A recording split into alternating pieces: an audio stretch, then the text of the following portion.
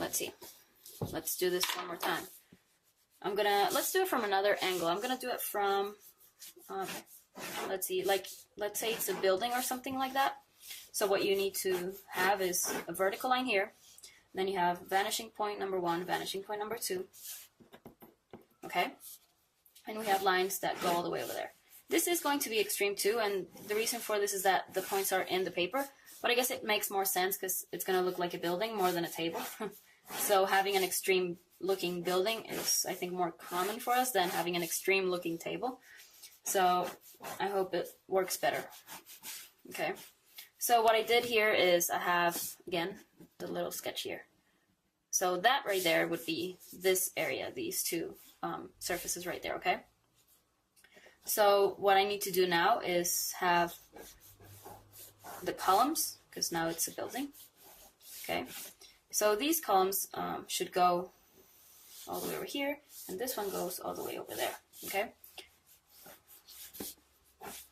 And the reason that I draw this line and this line is because I need to have some kind of line that tells me where the columns, the columns on the back are going to be, okay?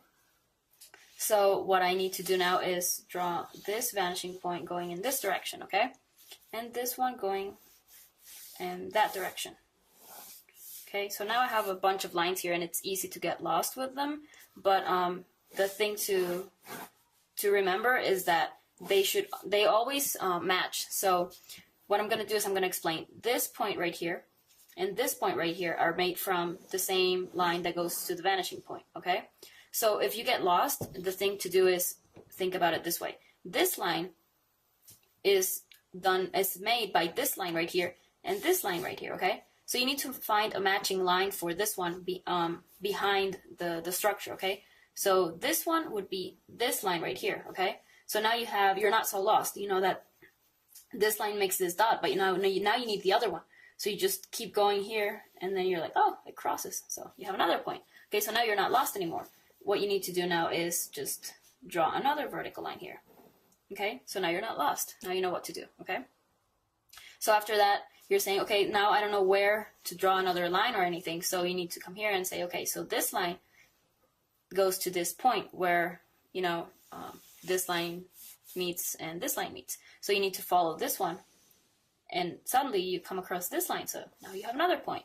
What you need to do is make this one go to the vanishing point number 2, all the way over there.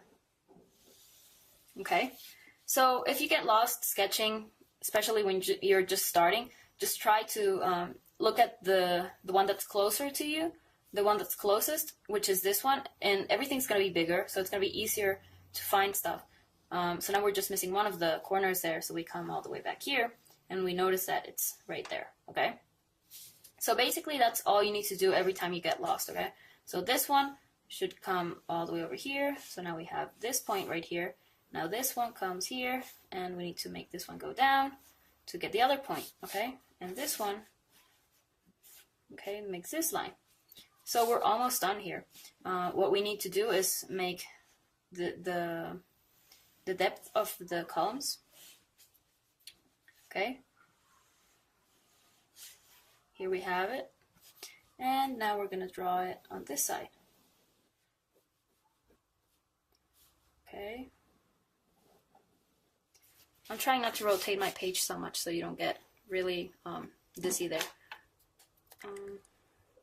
So now I'm going to do the same of just not highlighting, but making the edges darker. There we go. So I hope you got what two-point perspective looks like.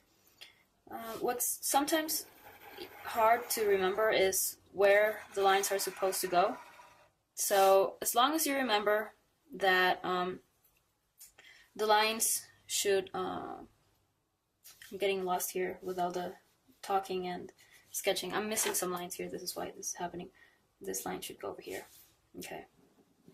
What I was telling you is that if you get lost drawing something, the way to just not get lost is by realizing that lines should meet in 3 places, okay? You need to have vanishing point number 1, vanishing point number 2, and vertical. So when you get lost, this is the only thing you have to remember, and it works for any type of perspective. Just the places where the lines are supposed to go is what changes, but not how many lines you have. So that's something really helpful. Okay, so I am going to make this, just sort of shade some of the surfaces there so you can see where they are.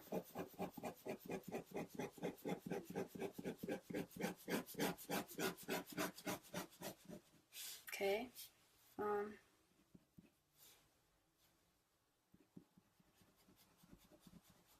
Okay. So this and this. Okay. I hope this is clear.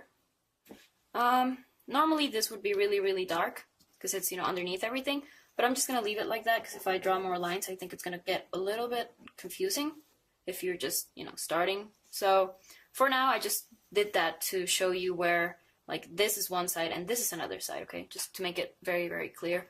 So I hope you got how to do 2-point perspective, and I'm going to bring this back just so you see it.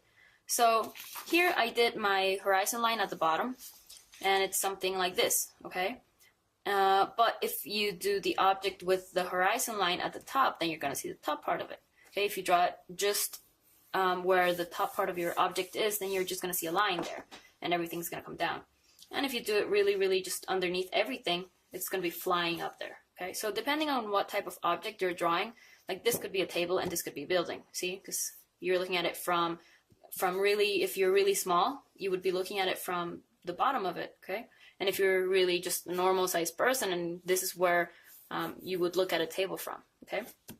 And this, I don't know, some flying thing. So I hope you understood how this works, and I'm going to explain 3-point perspective now.